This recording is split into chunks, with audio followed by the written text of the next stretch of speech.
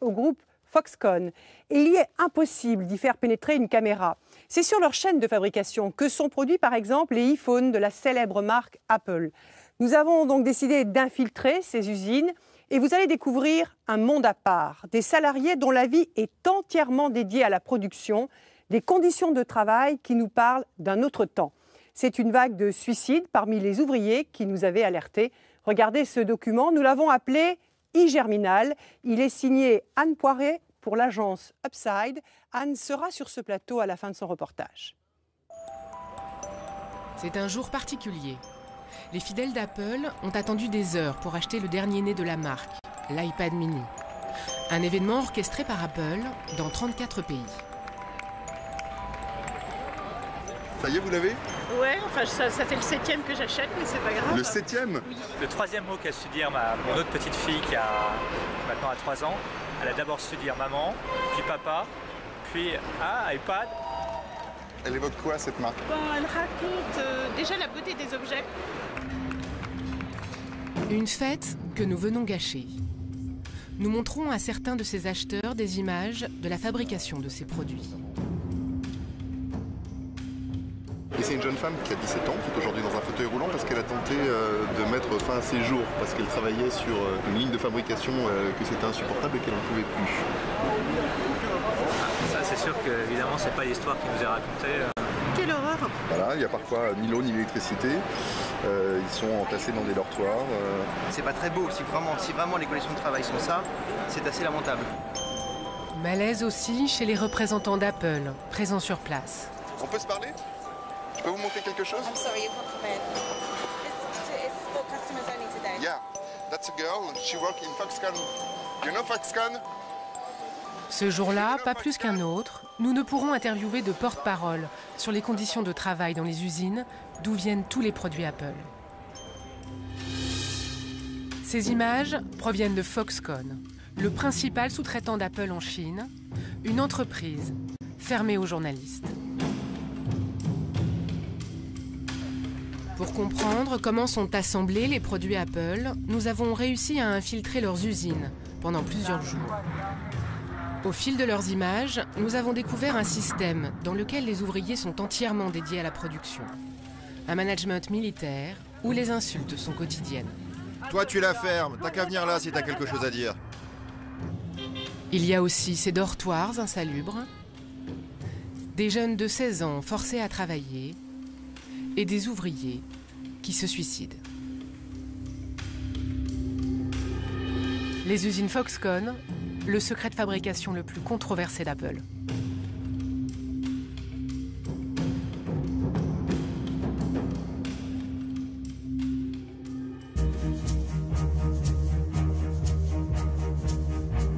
Nous commençons notre enquête à Shenzhen, au sud de la Chine.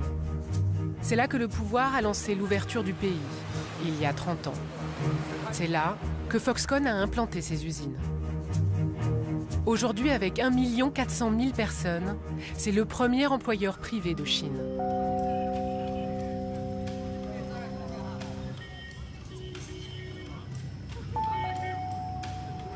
Malgré nos demandes, Foxconn n'a pas souhaité nous ouvrir ses portes. Nous avons décidé de faire embaucher 2 personnes qui acceptent de prendre ce risque, rapporter des images de l'usine historique de l'entreprise. Nous les rencontrons la veille de leur journée de recrutement pour leur confier du matériel de tournage.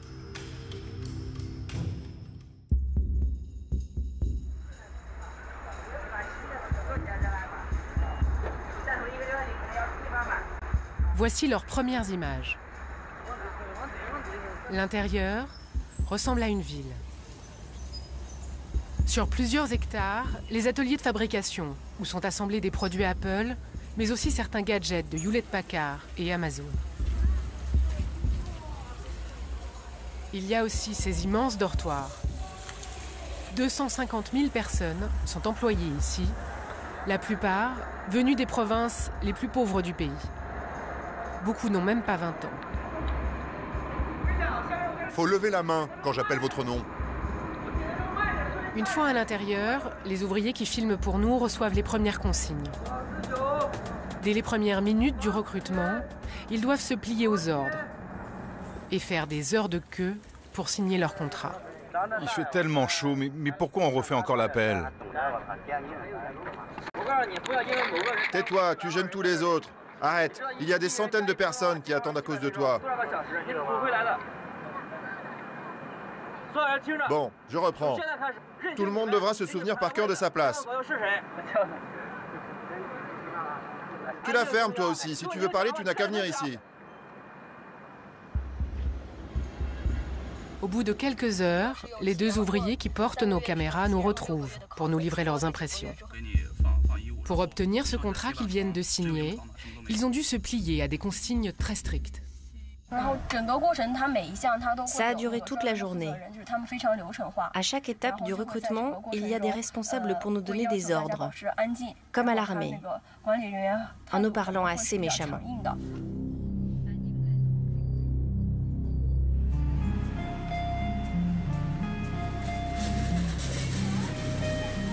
Leur tournage reprend.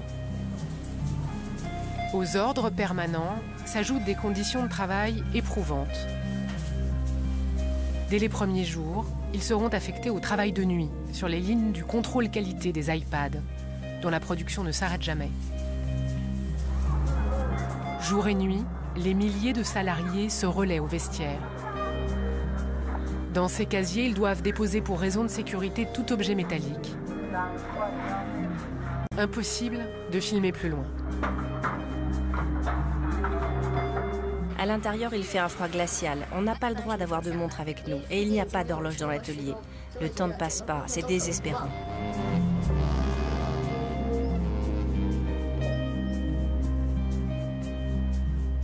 On devait travailler toute la nuit pendant 8 heures et finir à 5 heures le matin. Mais ils ont décidé d'ajouter encore 2 heures supplémentaires. Je dois dire que c'est crevant. On a eu le droit à une seule pause vers 23 heures. Ce qui est le plus fatigant, c'est de tout le temps répéter le même geste. À ces conditions de travail s'ajoute une vie quotidienne difficile.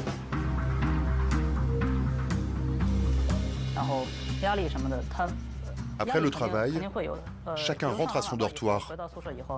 Personne ne se parle. Ils dorment toute la journée et puis ils retournent travailler.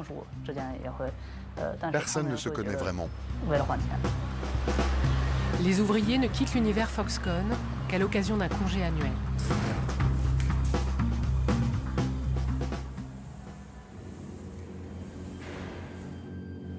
Le reste du temps, ils vivent dans ces immeubles anonymes. S'il est impossible de filmer les lignes de fabrication, voici les images qu'ils ont pu tourner clandestinement dans leur dortoir. Les ouvriers sont logés à 8 par chambre. Des couchages sommaires qui ne permettent aucune intimité.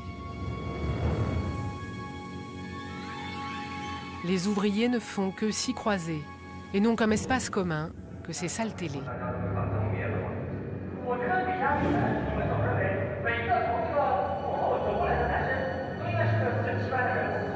Des employés dédiés à la production qui vivent, dorment et mangent sur place. Voici leur cantine. On les voit attablés, seuls, là aussi. À mon arrivée, dans mon dortoir, il y avait 2 filles. Une d'elles travaillait depuis 1 an et l'autre depuis plusieurs semaines. Elle ne s'était encore jamais adressé la parole. Ces dortoirs, que l'ouvrier filme à son réveil, sont en fait payants. En principe, pour ces travailleurs qui viennent de toute la Chine, le salaire mensuel est attractif chez Foxconn. Il est de 220 €, un peu au-dessus du minimum légal à Shenzhen, mais beaucoup plus que dans les provinces dont sont originaires ces ouvriers. Pourtant, cette somme, Foxconn ne leur verse pas vraiment. On t'annonce un salaire de 220 €, mais en réalité, ce n'est pas ce que tu touches, parce qu'ils enlèvent 14 € pour les charges et le dortoir. Ils prennent 50 € pour les repas et tu payes ton badge en plus. Et à cela, tu rajoutes le prix des assurances. Pour qu'il leur reste de quoi envoyer de l'argent à leur famille, les ouvriers sont contraints de multiplier les heures supplémentaires. Si on ne fait pas d'heures supplémentaires, on ne gagnera rien du tout. Même en faisant plein d'heures sup, on arrivera à peine à 250 €, parce qu'on ne touche pas tout. Il y a un mec dans mon dortoir qui est là depuis 1 an. Il arrive à gagner 260 €. Il est très difficile de savoir combien d'heures supplémentaires les ouvriers effectuent dans cette usine. En théorie, Foxconn ne peut pas demander à ses employés d'effectuer plus de 60 heures supplémentaires par mois.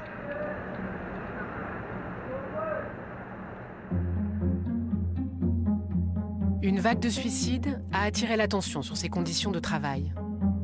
Ici, à Shenzhen, en 5 mois, 14 ouvriers ont mis fin à leur jour il y a 2 ans. Certains en se jetant du haut de leur dortoir. Pour en savoir plus sur ces suicides, nous avions prévu de rencontrer la principale organisation qui enquête sur Foxconn, China Labour Watch. Nous devions les voir à Shenzhen, non loin de l'usine. 1 heure passe, puis toute une journée sans qu'ils se manifestent. L'explication, ils nous la livrent le lendemain, par téléphone. Vers 11h30, 2 heures avant notre rendez-vous, tout à coup, il y a plusieurs policiers en uniforme qui ont fait irruption dans le bureau et qui nous ont demandé de les suivre. Arrivés au poste de police, ils nous ont fouillés et ils ont pris toutes nos affaires. On a été placés en détention pendant des heures. À la fin, ils nous ont explicitement donné l'ordre de ne pas répondre à vos questions. Les suicides chez Foxconn, un dossier sensible que le pouvoir chinois aimerait passer sous silence. Impossible de rencontrer les organisations de défense de travailleurs. Il nous a fallu parcourir des centaines de kilomètres au cœur de la Chine profonde pour retrouver l'une des ouvrières qui ont plongé Foxconn et son client Apple dans la tourmente. Nous sommes dans le Henan, l'une des provinces les plus pauvres au centre du pays, là où Foxconn recrute la plupart de sa main-d'œuvre.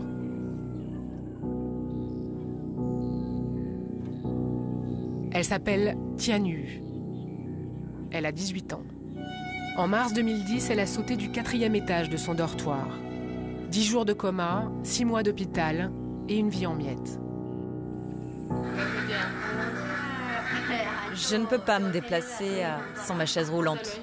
Vous sentez encore un peu vos jambes? Non, plus du tout. Et qu'est-ce que vous faites toute la journée? Je reste là et parfois, je fais un tour dans la cour.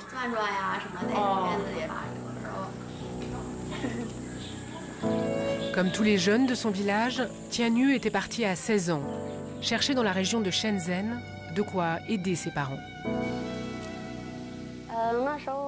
À ce moment-là, une de mes cousines travaillait là-bas. Elle m'a dit que Foxconn recrutait et j'y suis allée. Est-ce que vous pouvez nous dire ce qui vous a poussé au suicide? Je ne veux plus y penser maintenant. C'est trop triste. Je ne veux plus y penser.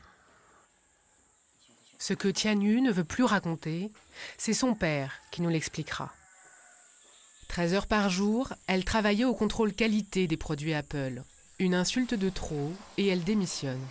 Elle tente alors de toucher son dû. C'était une petite fille de la campagne. Elle n'était jamais sortie de la famille. Il y avait plusieurs stations de bus entre son dortoir et le bureau des paix. Pour toucher ce que Foxconn lui devait, elle faisait des allers-retours. Mais au bout d'un moment, elle n'avait même plus d'argent pour prendre ce bus. Elle a marché tout un après-midi sans succès jusqu'au soir. Elle était vraiment désespérée. À la sortie de l'hôpital, Foxconn lui verse 22 000 €. À peine de quoi payer ses frais de rééducation et ses soins. Ses parents ont vendu le gros de leur bétail et se sont endettés pour l'aider. Foxconn, je ne veux plus entendre ce nom. Nous voulions obtenir une indemnisation, mais ils ont refusé. Ils ont dit que l'entreprise consentait simplement à un geste humanitaire. J'ai beaucoup réfléchi à tout ça. Mais on n'est que des paysans. Eux, c'est une très grande entreprise, dans une très grande ville. On est impuissants face à eux.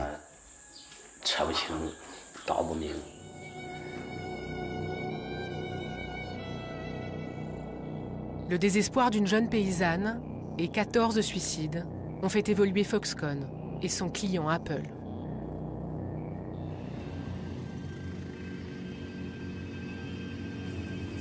Le changement le plus notable dans l'usine de Shenzhen sont ces filets de sécurité installés il y a quelques mois, à chaque fenêtre de chaque dortoir et à chaque atelier.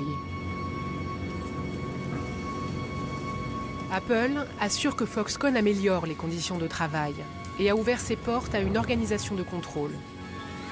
Foxconn a promis que l'été prochain, aucun employé ne dépasserait le quota légal d'heures supplémentaires. Autre moyen pour prévenir les suicides, une hotline appelée la ligne de l'amour a été créée. Son numéro, le 78585, se dit « Aidez-moi » en chinois.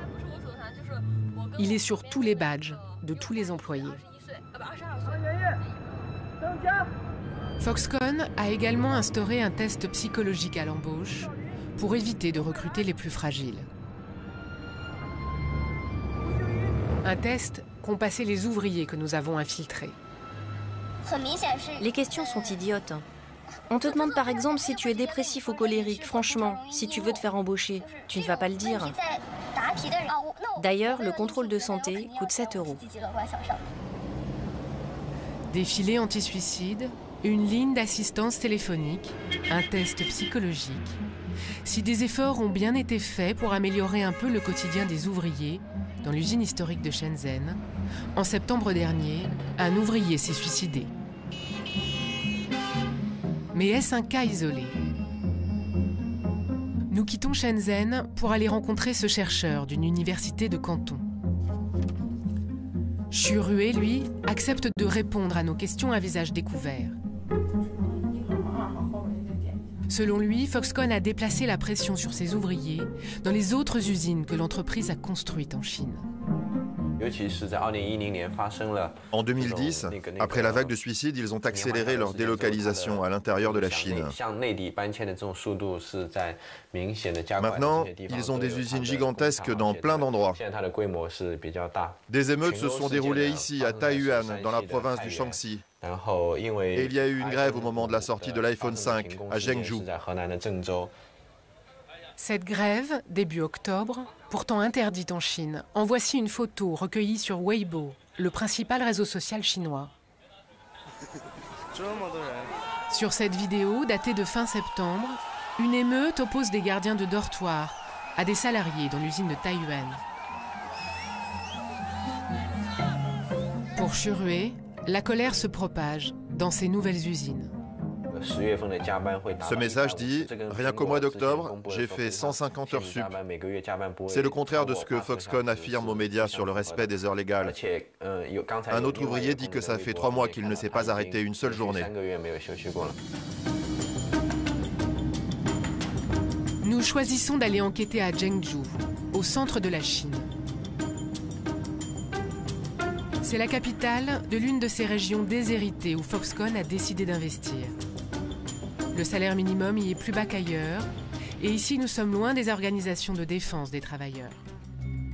C'est l'endroit idéal pour faire sortir de terre en seulement 2 ans une usine comme celle-ci.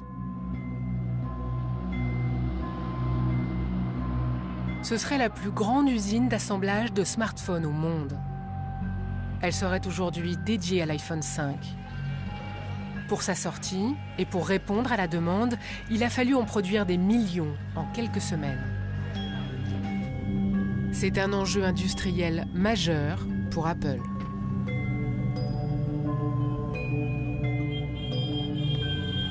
D'autant que le procédé d'assemblage du dernier iPhone est particulièrement délicat. Foxconn l'a reconnu, Un ouvrier de ces lignes de fabrication nous le confirme, sous anonymat.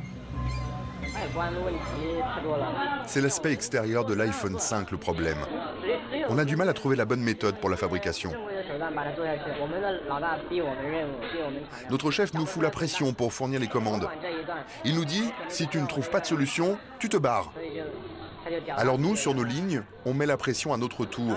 On dit aux ouvriers, si tu n'y arrives pas, tu te casses. Il y a beaucoup d'insultes. Tu penses rester combien de temps?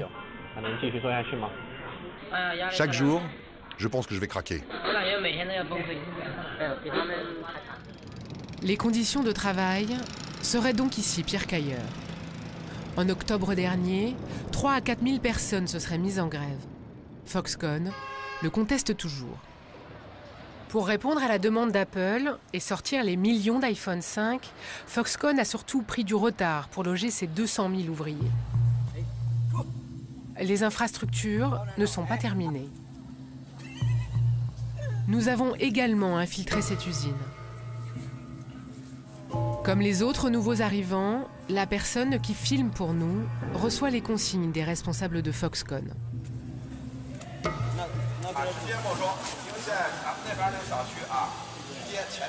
Dans le quartier, avant-hier, il y a eu 8 morts. Ils avaient branché dans leur chambre des équipements trop puissants et le feu s'est déclaré pendant leur sommeil.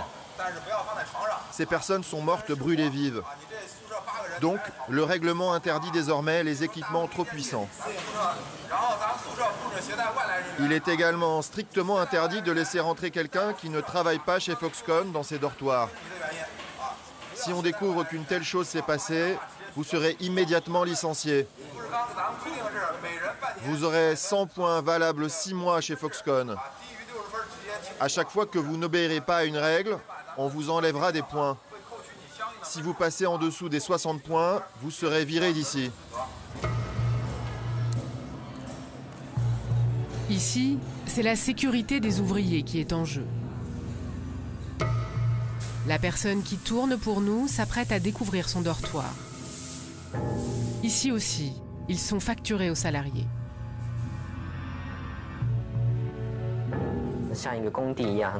L'immeuble n'est pas encore achevé. Tout est en chantier. Mon dortoir est au 8e étage. Il n'y a pas encore d'ascenseur, c'est pas très pratique. Il n'y a encore ni électricité, ni eau courante. Là, c'est la vue de mon dortoir. Pour les habitations, mais aussi les transports, le niveau de sécurité est déplorable pour les ouvriers. Il va y avoir beaucoup d'autres accidents.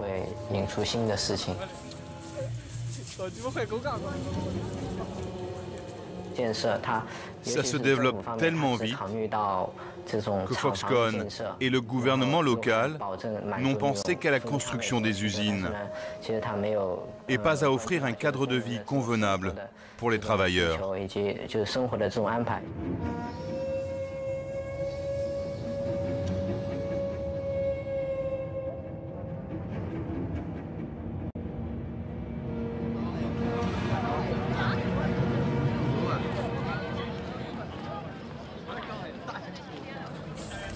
À l'intérieur de l'usine, près des cantines, dans le périmètre des dortoirs, au fil de ces rencontres, l'ouvrier filme pour nous ses échanges avec des employés excédés par les conditions de vie et les difficultés de production de l'iPhone 5.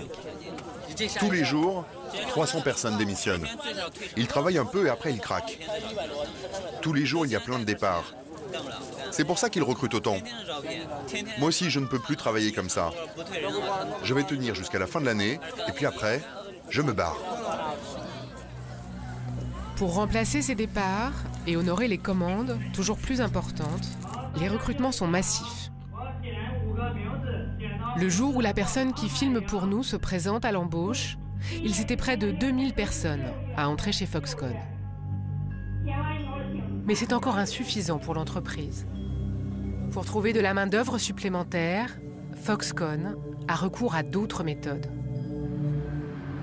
L'entreprise ferait appel à des stagiaires, souvent âgés de 16 ans, et pas toujours volontaires. C'est à Pékin que nous rencontrons Yu Fangqiang, directeur d'une association de protection des travailleurs. Il a voulu défendre certains de ces jeunes, révoltés d'avoir été envoyés de force sur les lignes d'assemblage de l'iPhone 5. Pour les écoles, c'est facile d'envoyer des masses de main-d'œuvre. Pour Foxconn, recourir aux stagiaires a plusieurs avantages. C'est moins cher, c'est facile en termes de gestion et ils n'ont pas besoin de les former. En plus, ce sont des contrats de courte durée. Et dans ce cas précis, c'était au moment du lancement de l'iPhone 5. Foxconn n'a eu besoin d'un supplément de main-d'œuvre que quelques mois seulement. Ce recours aux stagiaires est parfaitement légal depuis 2010, comme l'atteste ce document. Le gouvernement demande par exemple aux universités de faire des efforts pour envoyer le maximum de stagiaires dans les entreprises, particulièrement celles qui ont une pénurie de main-d'œuvre. Le document indique aussi qu'il faut que les régions les plus développées du pays alertent les plus pauvres quand leurs entreprises manquent de main-d'œuvre. Ainsi, ces zones pauvres enverront leurs étudiants combler les manques sur les lignes de production. Des étudiants de 16 ans au service d'une politique gouvernementale, une spécificité du modèle économique chinois dont profite Foxconn. Foxconn est tellement puissant que les gouvernements locaux sont prêts à tout pour l'aider. Il y a une connivence étroite. Ils sont très liés. Le recours aux stagiaires est réglementé. Ils doivent être en rapport avec la formation des étudiants. Ces derniers doivent être consentants et ne pas travailler de nuit. Mais le sous-traitant d'Apple respecte-t-il bien cette législation? Nous retournons enquêter à Zhengzhou, là où sont assemblés les iPhone 5. Selon une source interne, les stagiaires seraient ici jusqu'à 15 000, 7% des ouvriers. Foxconn refuse de commenter ce chiffre. Selon Apple, il serait 3 fois moins. Autour de l'usine, ces commerces, construits à la va-vite par des paysans locaux. C'est là que se retrouvent les ouvriers. C'est là que nous allons rencontrer 2 jeunes filles. Nous les interrogeons en caméra cachée. Elles ont 16 ans et sont stagiaires chez Foxconn pour 3 mois. Contrairement à ce que prévoit la loi, elles sont bien ici, contre leur volonté. Vous étudiez la médecine et vous travaillez chez Foxconn, mais pourquoi? Quel rapport? Aucun. On travaille à la chaîne. Mais ce n'est pas en rapport avec vos études? Non, mais c'est l'école qui nous a envoyés ici. D'ailleurs, personne ne voulait venir, mais les professeurs nous ont dit que c'était obligatoire. Mais vous travaillez de jour ou de nuit? On fait les deux. Et comment vous vous sentez? Bof, pas terrible, c'est fatigant. Qu'est-ce qui se serait passé si vous aviez refusé de venir? Il y en a qui disent qu'ils ne nous donneront pas de diplôme. J'ai entendu dire qu'ils pourraient aussi supprimer la bourse d'études. Nos parents sont inquiets, ils ne veulent pas qu'on soit là. Ils ont essayé de négocier avec l'école, mais ça n'a pas marché. Nos parents n'ont pas de solution. Mais ils ne sont pas contents du tout. Ils trouvent qu'on est beaucoup trop jeunes pour être dans un endroit pareil. Des étudiantes forcées à travailler dans un domaine qui n'a rien à voir avec leur formation et qui sont sur les chaînes de production la nuit. Tout est illégal. Nous tentons de joindre leur école pour obtenir une explication. Bonjour, nous faisons une enquête. Vous avez bien des stagiaires en ce moment chez Foxconn? Dans leur usine de Zhengzhou, dans le Henan. C'est exact. Mais ça n'a rien à voir avec ce qu'ils étudient. Pourquoi est-ce le cas?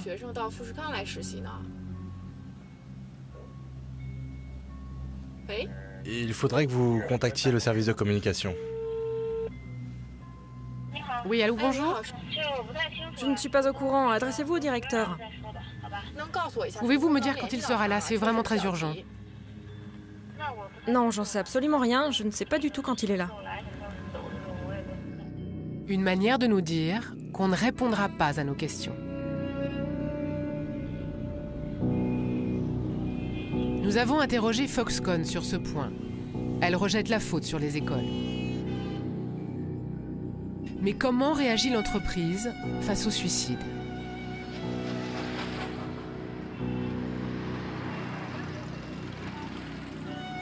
Durant notre tournage, nous apprenons qu'un employé de 22 ans vient de se suicider. Justement ici, à Zhengzhou.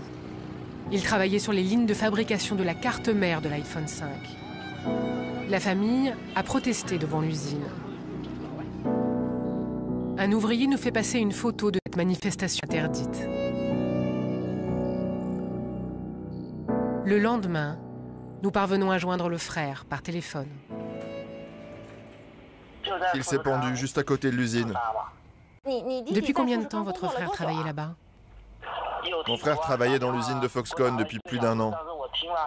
Selon sa famille, ce sont les conditions de travail qui sont en cause. Il m'avait parlé des pressions qu'il subissait. Avant de se suicider la veille, il m'a appelé.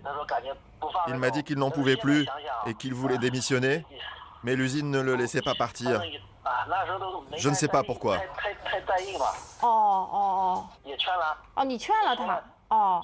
Je pense que je n'ai pas assez pris au sérieux ce qu'il me disait. J'avais essayé de le consoler. Je lui ai dit de ne pas trop y penser. On ne peut pas le faire revivre. On peut juste attendre. Voir comment Foxconn va réagir.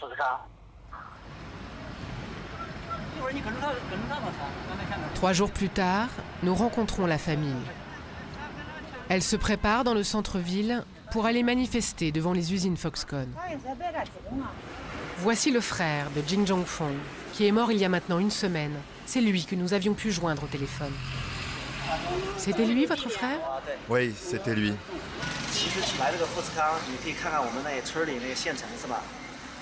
Il était venu travailler chez Foxconn parce qu'au village, il y a des offres d'emploi partout.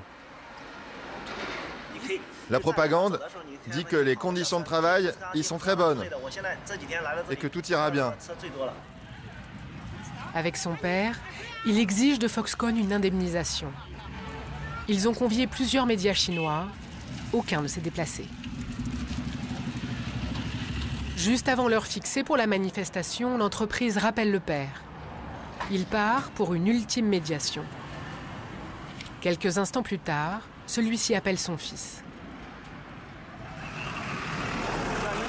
Allô, papa ? Comment avancent les négociations ? Qu'est-ce qu'on fait alors ? On va plus à l'usine manifester ?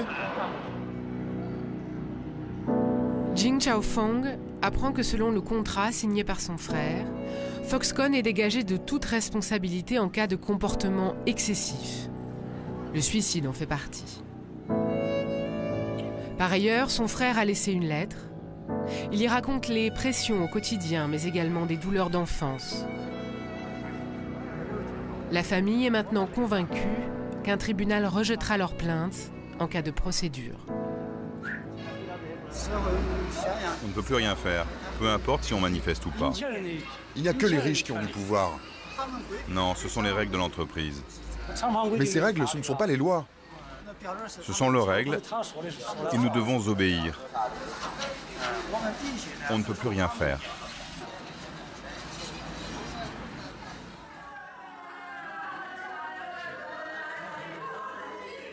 L'accord signé, la famille vient récupérer le corps de Jin Zhongfeng à la morgue de l'hôpital, en présence des représentants de Foxconn.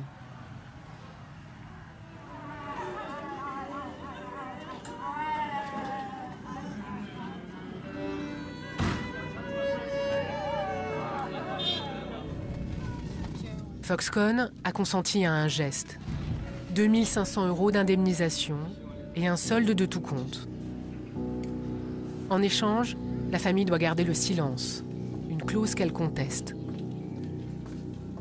Au crématorium, selon la tradition, la famille fait disparaître les affaires du défunt avant de transporter ses cendres dans leur village, à une centaine de kilomètres de là.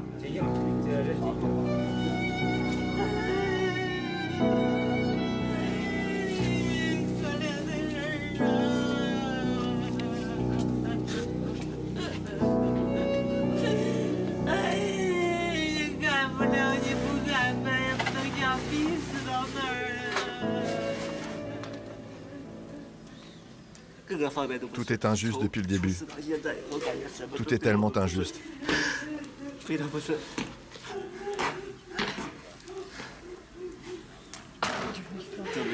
Ce matin, je suis allé récupérer ses affaires à son dortoir. Les gens ont fait comme s'ils n'étaient pas au courant. Tout le monde était très froid, complètement insensible. Si Foxconn trouve qu'on les diffame, si on dit du mal d'eux, ils ont dit qu'ils ne nous donneraient pas l'argent. Mais c'est quoi ces règles-là? Et la liberté d'expression alors? Ça n'existe pas?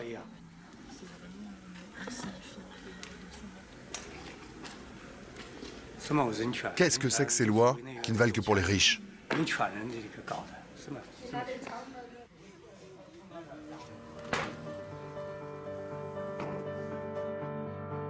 Nous avons interrogé Foxconn. Dans leur réponse, l'entreprise dit ne pas être au courant de ce nouveau suicide.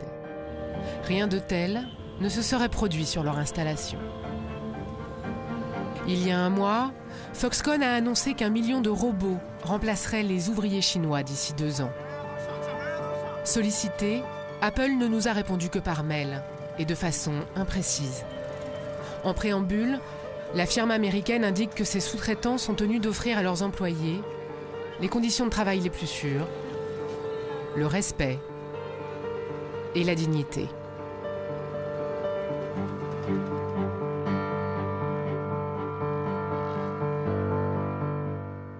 Anne, bonsoir. Bonsoir. C'est un reportage qui appelle beaucoup de questions. La toute première, toute simple, est-ce que la société Apple est au courant de ce qui se passe dans les usines Foxconn en Chine? Apple ne peut pas ignorer ce qui se passe pour la bonne raison qu'ils publient eux-mêmes sur leur site internet un rapport tous les ans qui est actualisé très régulièrement sur les conditions de travail et les violations de droits de l'homme et des règlements internes du code de travail chez ces sous-traitants. Donc ils ont des retours d'informations et ils sont forcément au courant de ce qui se passe. Alors, la société Apple n'a pas souhaité participer à ce reportage, vous le dites à la toute fin. En revanche, ils vous ont fait une réponse par mail. Alors tout à fait, on n'a pas pu les interviewer et les filmer, on a pu poser nos questions par mail, ils y ont répondu en partie, c'est-à-dire des questions très simples, comme combien d'employés travaillent pour vous chez Foxconn, on n'a pas pu avoir de réponse, à des questions plus larges, à des questions même assez précises sur les suicides qu'on posait. Ils nous ont souvent répondu par des extraits de ce rapport en anglais.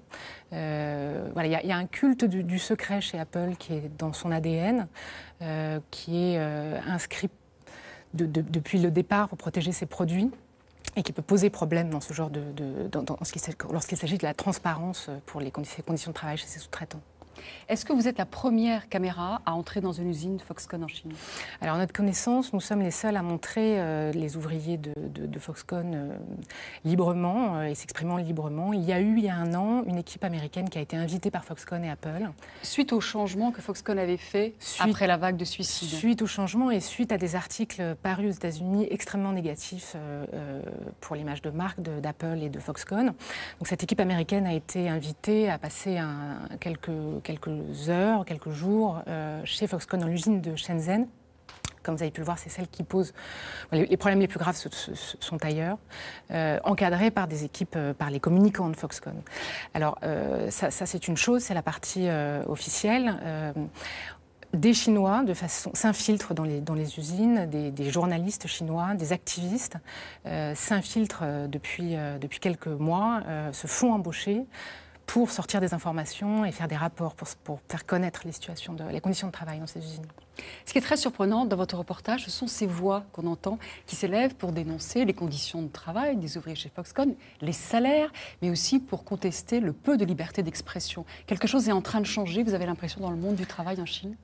On a pu effectivement, vous avez vu dans le reportage, des activistes, des représentants d'ONG s'exprimer face caméra pour dénoncer ce qui se passe. Il y a effectivement des gens qui ont voulu prendre le risque de porter nos caméras pour montrer, parce que pour eux c'est important que l'extérieur, les gens à l'extérieur de la Chine soient au courant de ce qui se passe dans ces usines. Probablement, le public chinois est le plus sévère sur les méthodes Foxconn. C'est quelque chose qui choque beaucoup. Il y a des enquêtes qui sortent régulièrement en Chine pour dénoncer ce qui se passe, y compris dans les usines Samsung. Il y a des journalistes et des organismes qui se sont infiltrés aussi dans les usines Samsung pour dénoncer aussi les conditions de travail chez le concurrent d'Apple. Donc quelque chose est en train de changer, vous pensez? Probablement. Merci Anne. Et avant de nous quitter, un coup de projecteur sur le dernier album photo de Reporters sans frontières qui sort justement aujourd'hui. C'est le photographe Sam Shaw qui signe cette fois-ci cet album avec entre autres des photos très célèbres de Marilyn Monroe. Les recettes de la vente de cet album serviront notamment à financer des actions pour défendre des journalistes emprisonnés